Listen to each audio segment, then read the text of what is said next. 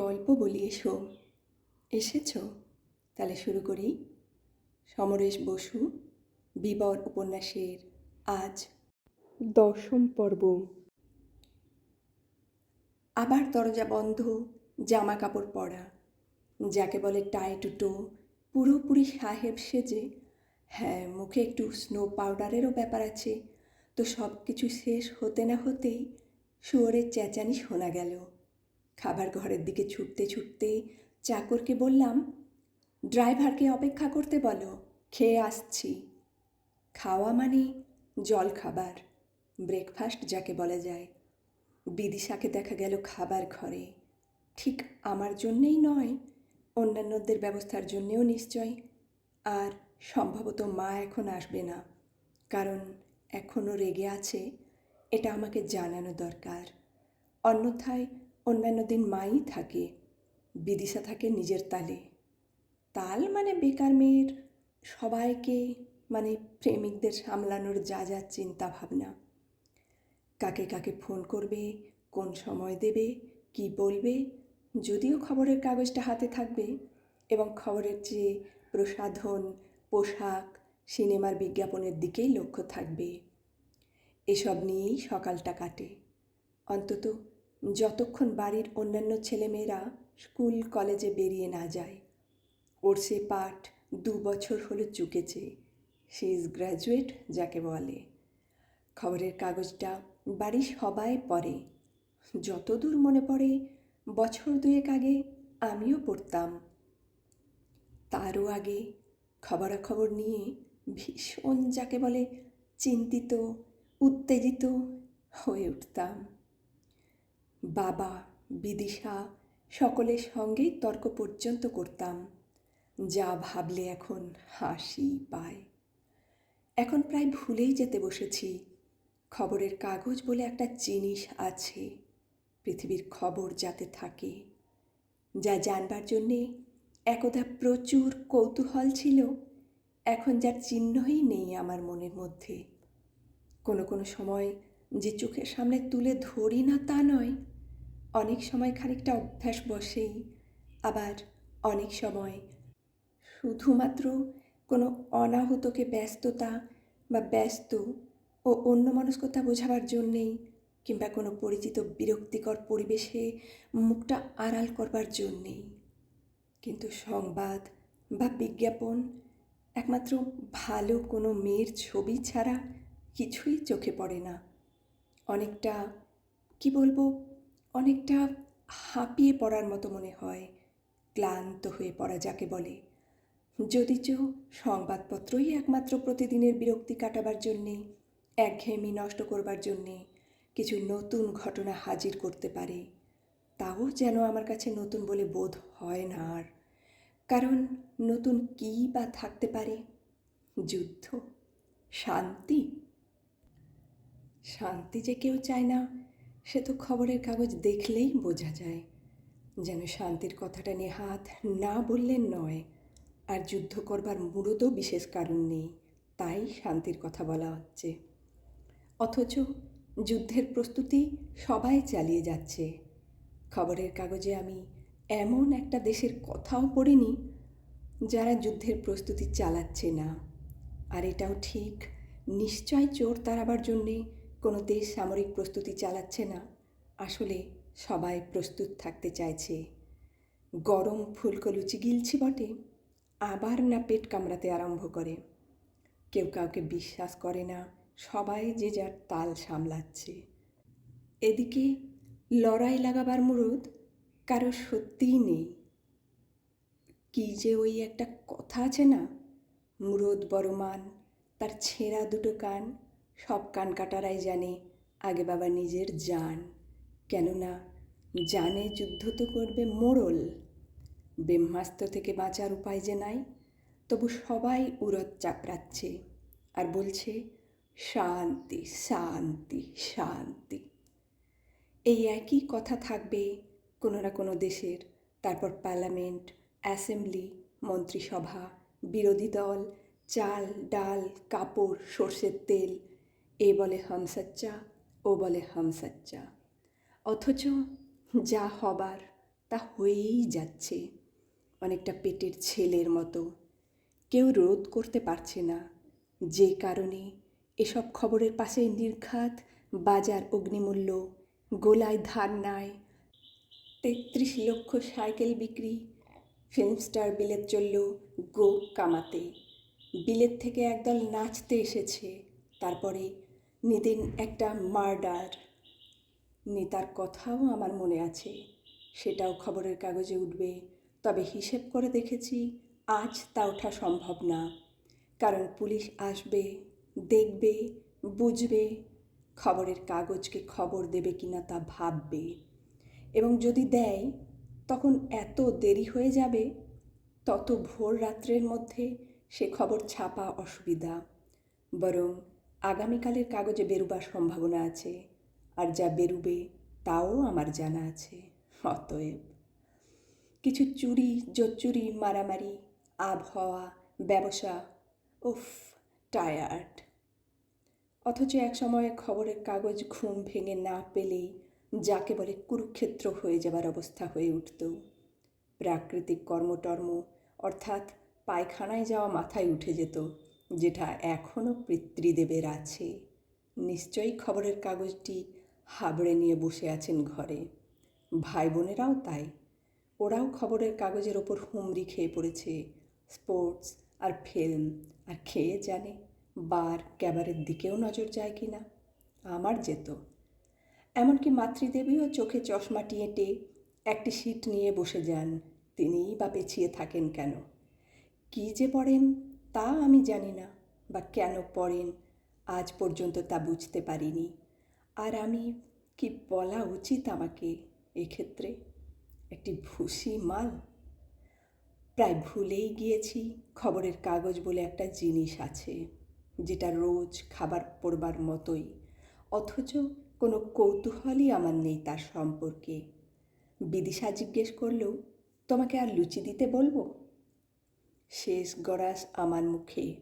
মাথা নেড়ে জানালাম চাই না, এবং ঘড়ি দেখলাম সেকেন্ডের কাঁটাটা আরবি ঘোড়ার মতো ছুটছে, আর সেই সাদা চোখ, তেলতেলে মুখ মিস্টার চ্যাটার্জি দাঁড়িয়ে আছে।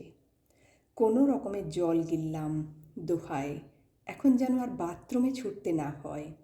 তারপরেই চা, জলের চেয়ে বেশি গরম নয়, ঢকঢক করে গলায় ঢেলেই ছুটে গেলাম নিজের ঘরে। ড্রয়ার থেকে গগলসটা বের করে পড়লাম, দেখলাম আয়নার দিকে। দেখতে দেখতে একটা সিগারেট ঠোঁটে গুজে ধরালাম। That's fine. পেটটা ঠিক আছে, চেহারাটা ঠিক আছে, এবার একটা পাক খেয়ে নেওয়া যাক। এবং দুবার কোমর দোলানি, একটু চোখ টেপা, তারপরে come there is the lonely beach.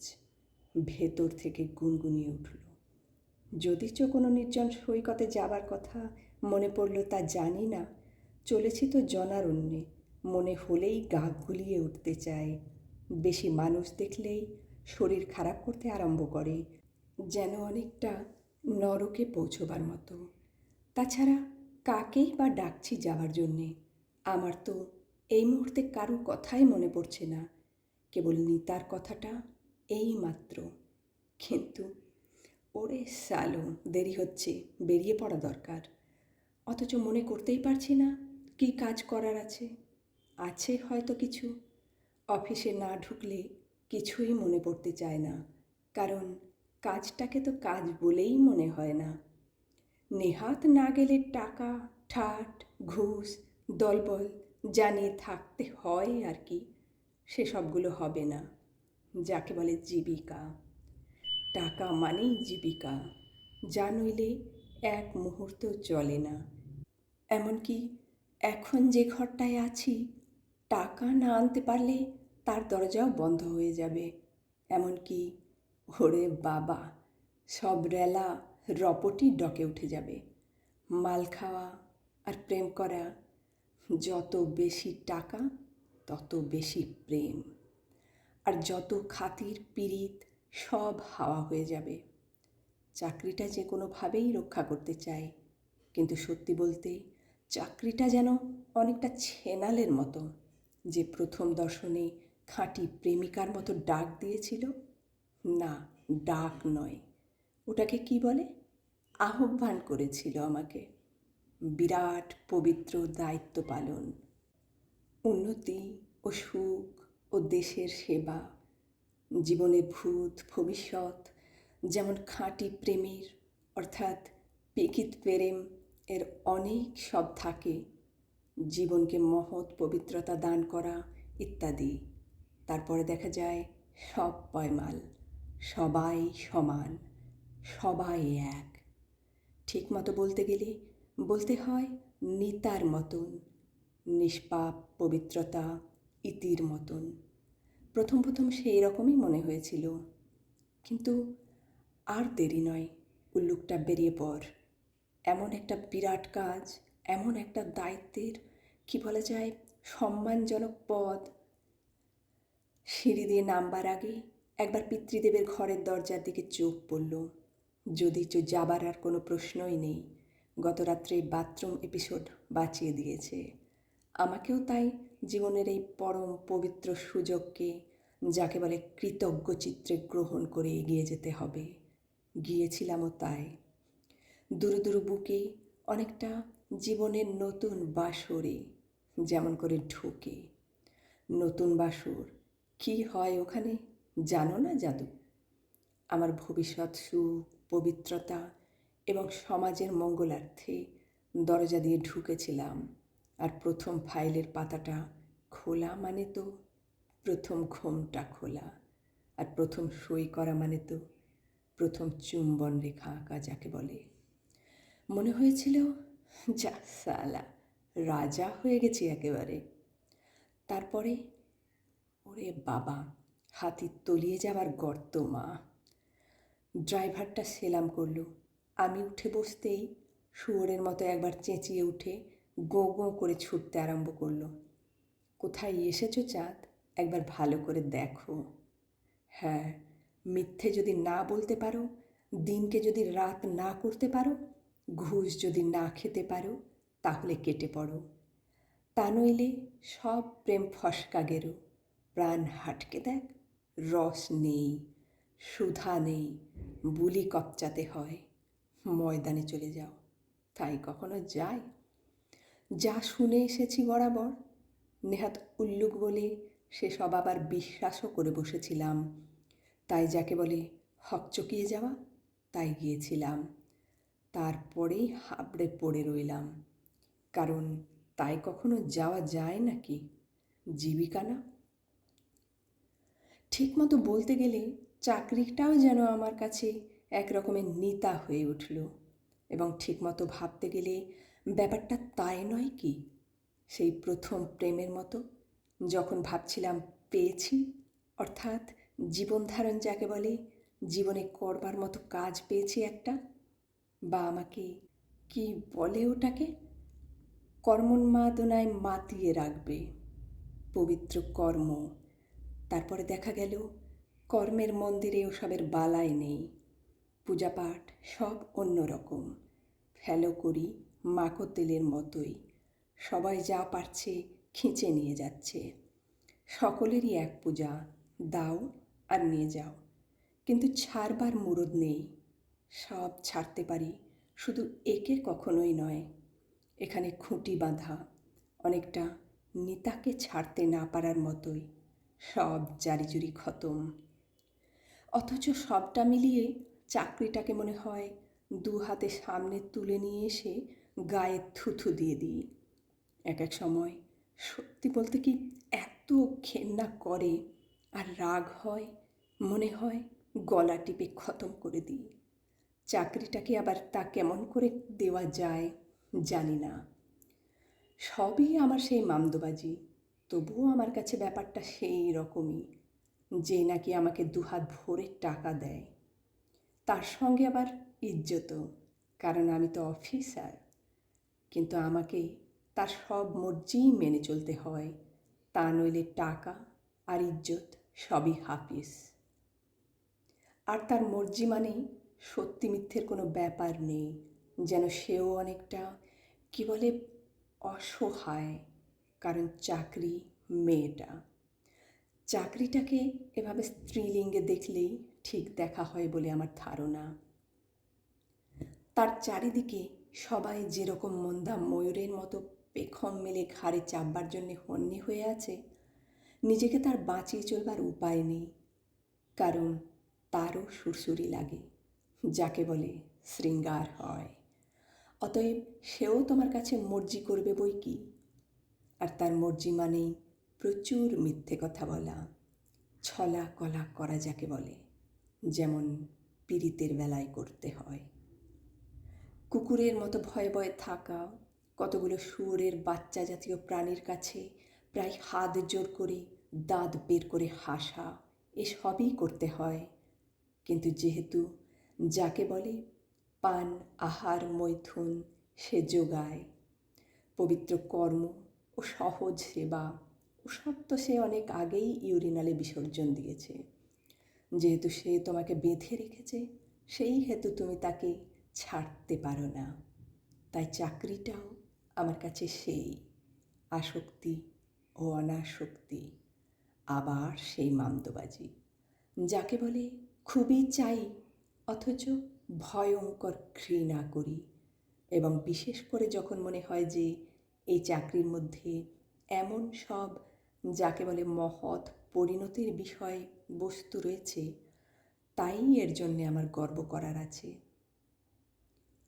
ভেবে সুখী হই, অথচ পর মুহূর্তেই দারুণ ঘৃণায় প্রস্রাব করে দিতে ইচ্ছে করে, কারণ মহৎ পরিণতিগুলো ঠিক যেন বেশ্যার মতো আমাকে কাজ হেরে বিদায় নিতে বলে, যার মানে দাঁড়ায় তার পরিণতি তাই। তুমি তো আসলে বড় বড় কথার মারপ্যাচে কাজের ফিরিস্তি দিয়ে টাকা লুটতে এসেছো, লুটে নিয়ে চলে যাও। তার মানে সে তুমিও যা, আমিও তাই। কিন্তু এতক্ষণে মাত্র শিয়ালদহের কাছে, বলতে গেলে সব থেকে জঘন্য জায়গাটাতে, ট্রাফিক পুলিশের হাত যেখানে একবার উঠলে যন্ত্রের মতো বিকল হয়ে যেন দাঁড়িয়েই থাকে, আর রাশি রাশি পোকার মতো মানুষ যেন সাধারণ মানব। ওহো, সবার উপরে মানুষ সত্য, এখানে এলেই বোঝা যায় পবিত্র মানব জন্মের কি অপূর্ব সার্থকতা। এপার ওপার করছে তারা, কারণ এ তো আর শুধু শহরের মানুষ নয়, বাইরের মানুষরা আসছে, যাদের ঠিক বমি করার মতো লোকাল ট্রেনগুলো ঢেলে দিয়ে যাচ্ছে। অথচ এর মধ্যেই আমার ঠিক লক্ষ্য পড়ছে ভাগলপুরি গাইয়ের মতো নিতম্বিনী মেয়েটি পাস করছে। নিতম্বিনী, তার মানে কি? পাছা তো সকলেরই আছে, যেমন হাত পা পিঠ সকলেরই থাকে, এবং তার জন্যে নিশ্চয় কাউকে হাতওয়ালি পাওয়ালা পিঠওয়ালি এসব বলা যায় না। তবু পাছাওয়ালি নিতম্বিনী যাকে বলে, বললেই যেন একটা বিশেষ ছবি ফুটে ওঠে, যে কারণে অনেক সময়ই ভাগলপুরি গাইয়ের কথাটা অনেকে বলে থাকে। মন্থরগামিনী পশুটিকে দেখলে একটু দুলে দুলে আস্তে আস্তে চলা স্বাস্থ্যবতী মেয়ের ছবি মনে পড়ে যায়। অবশ্যই হাতির তুলনা আমাদের 14 পুরুষ আগের লোকেরাই দিয়ে গেছে। গজেন্দ্রগামিনী, আমরা হাতি থেকে গরুতে নেমেছি, তবে ভাগলপুরটা তার সঙ্গে জুড়েছি। তফাৎটা হলো এই, যারা হাতির তুলনা দিয়েছে তারা সব কবি, আর আমরা যারা ভাগলপুরি গায়ে বলেছি তারা সব রগবাজ খচ্চর। জানি না গাভী গামিনী বললে কি হতো, কিন্তু ওফ, ট্রাফিক পুলিশের হাতটা বোধহয় স্ক্রু আটকে গিয়েছে, আর কোনো দিন নামবে না। এবং মানব সন্তানেরা দৌড়ে লাফিয়ে হেঁটে পার হয়ে চলেছে। ভাবটা যেন এই মোড়টা পার হতে পারলেই জন্ম সার্থক, একেবারে জীবনের নন্দনকাননে গিয়ে পৌঁছবে, ভাগারে নয়।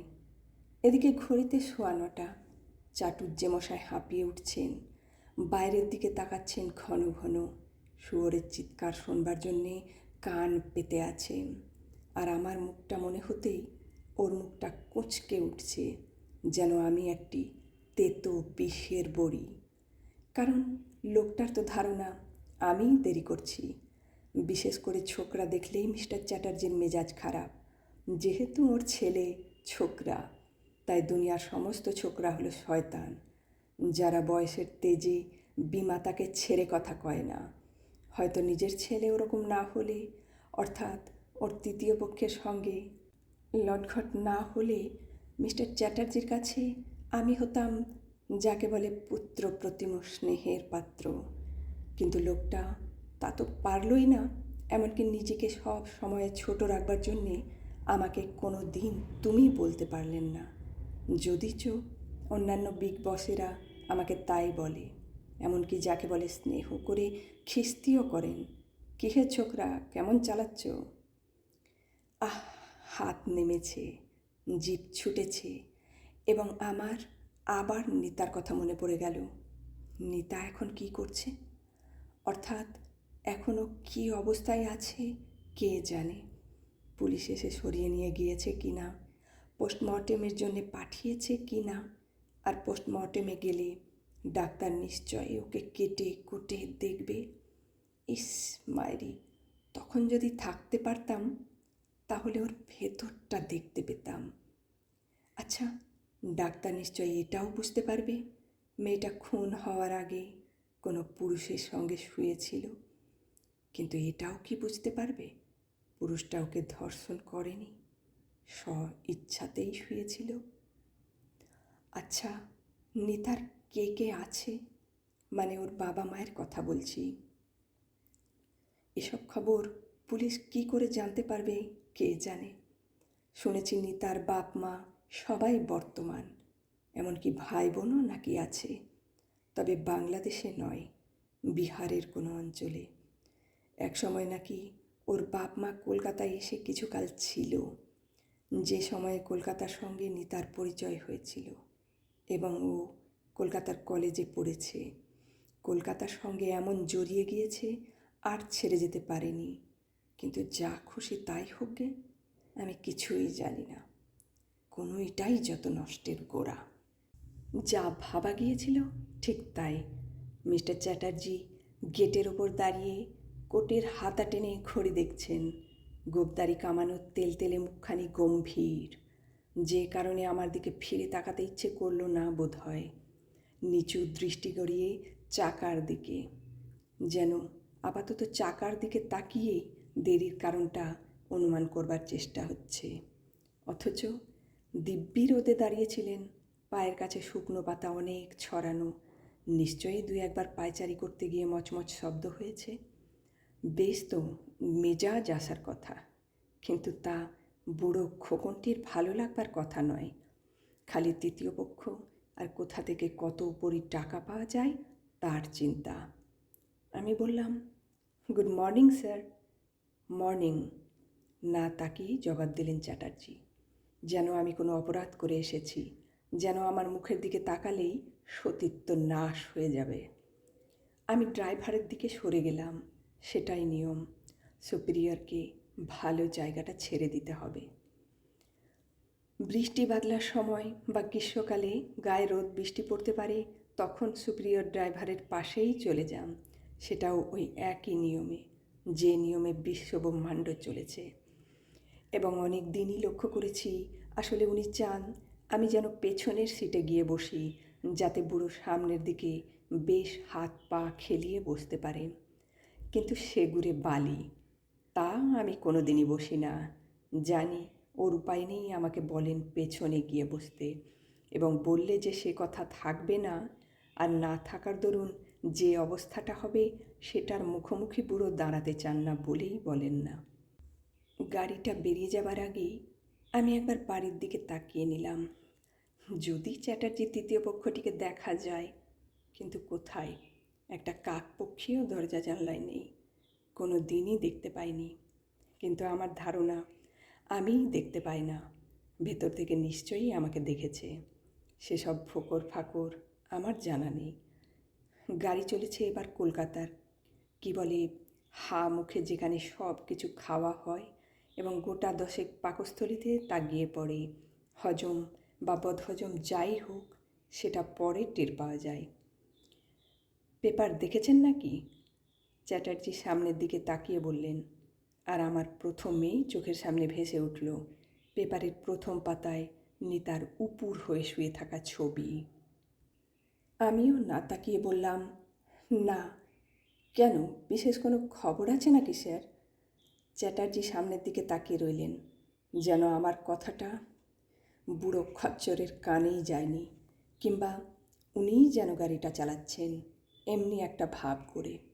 গাড়িটা যখন পরপর দুটো লরিকে ওভারটেক করে গেল, তখন অনেকটা নিশ্চিন্ত হয়ে হাতের কাগজটা আমার দিকে বাড়িয়ে দিলেন, যেন বলবার কষ্টটা উনি আর করতে পারছেন না, বা আমার সঙ্গে অত কথা বলবার ইচ্ছে ওর নেই, তাতে মান যেতে পারে। বললেন, দেখুন। প্রথম পাতাটাই আগে খুলে দেখলাম, এবং প্রথম ছবিটাই। এটা ঠিকই একটি মেয়ের, আর শুয়েই আছে, কিন্তু নাচের একটা বিশেষ ভঙ্গিতে, যেন শুয়ে আছে, পিঠটাও খোলায়, বুকের একটা পাশও প্রায় দেখা যাচ্ছে, বেশ ডগা, উরুতে অনেকখানি খোলা, তবে একটা পা প্রায় ঘাড়ের কাছে উঠেছে, মুখে হাসি, নিচে ইংরেজিতে লেখা আছে, শীতের নতুন আগন্তুক। এ পাখির জন্ম স্পেনে, মা অস্ট্রেলিয়ান, বাপ ইটালিয়ান। পাখি নাচ শিখেছে প্যারিসে, জয় করেছে ইউরোপ ও আমেরিকা। নাম মিস মারিয়া গ্রেহাম। এবার আপনাদের অভিবাদন জানাচ্ছে। ওর বিশ্বাস কলকাতাবাসীকে ও খুশি করতে পারবে। তা পারবে। কতটা গা দেখাতে পারবে তার উপর নির্ভর করছে। যদি পুরোটা পারে তাহলে বিশ্বাস রাখাই উচিত, এবং কতটা শরীর দোলাতে পারবে, যার অর্থ সবাই যাতে ওখান থেকেই কোনো মেয়ে মানুষের কাছে ছুটতে পারে। 5 পাতায় দেখুন। চ্যাটার্জি আবার বললেন। বুড়োর লক্ষ্য পড়েছে আমি মিস মারিয়াকেই দেখছি, এবং পাতা উল্টালাম। 5 পাতায় দেখলাম ছবি আছে, তবে ফিতে কাটার ছবি, যা দেখবার কোনো দরকারই নেই, তাও পুরুষ। কিন্তু কই, নিতার ছবি বা খবর তো কোথাও দেখছি না। একপাশে একটি লোকের ছবি, সে কী সব বলেছে তারই ফিরিস্তি, যাতে আমার কোনো মাথা ব্যথাই নেই, এবং আর যা থাকে পাক বর্ডার চাল, ডাল, সর্ষের তেল। বুঝলেন কিছু? কোন খবরটার কথা বলছেন তাই বুঝলাম না, অতএব কী বোঝার কথা বলছেন জানি না। তাই আমি চ্যাটার্জির মুখের দিকে তাকালাম, আর খচ্চর বুড়ো সেই বাইরের দিকে চোখ রেখেই কথা বলছেন। আমি বললাম, কোন সংবাদটা ঠিক বুঝতে পারছি না। কেন, ওই তো ও পাশে ছবি দিয়েছে, হরলাল ভট্টাচার্য, দেশপ্রেমিক, কিভাবে দেশের ইন্ডাস্ট্রি বাড়ানো যাবে হাতে কলমে কাজ করে তিনি দেখাচ্ছেন। ইতিমধ্যেই একটা ছোটোখাটো যন্ত্রপাতির কারখানা তৈরির ব্যাপারে উনি অনেকখানি এগিয়ে গিয়েছেন। 8 বিঘা জমির ওপরে কারখানার বিল্ডিং তৈরি হতে চলেছে, চ্যাটার্জি বলে চলেছেন, আর আমিও তখন কাগজে দেখে চলেছি। একপাশে যে ছবিটা রয়েছে, কী সব ফিরিস্তি দিয়েছে বলে আমি মনে করেছিলাম, সেটাই আসলে খবরটা। যে কারণে তখন একবার আমার মনে হয়েছিল লোকটার মুখটা আমার চেনা চেনা লাগছে, তবুও মনোযোগ দেবার কোনো কারণ ছিল না। রোজ একই মুখ খবরের কাগজে দেখা যায়, চেনা চেনা মনে হওয়াটা আশ্চর্যের কিছুই নয়। কিন্তু এই লোকটা একটি ঘোরেল মাল বিশেষ। আমি খুব ভালোই চিনি একে। এর সঙ্গে মাসখানেক আগে আমাকে দেখা করতে যেতে হয়েছিল একটা ইনভেস্টিগেশনের জন্য, এবং এই চোরের শিরোমণিটি, এই হরলাল ভট্টাচার্য, ইতিমধ্যেই কয়েক লক্ষ টাকা আমাদের ইন্ডাস্ট্রির বিভাগ থেকে খেয়ে বসে আছে। লোন যার নাম, ধার করা যাকে বলে, শালা কার ঝাড়ে কে বাঁশ কাটে। কারণ সে একটা মস্ত বড় কারখানা করবে, তার জন্যে তার টাকা দরকার, এবং বড় কর্তারা অনেকেই তার চেনা। সে নাকি একজন দেশপ্রেমিক।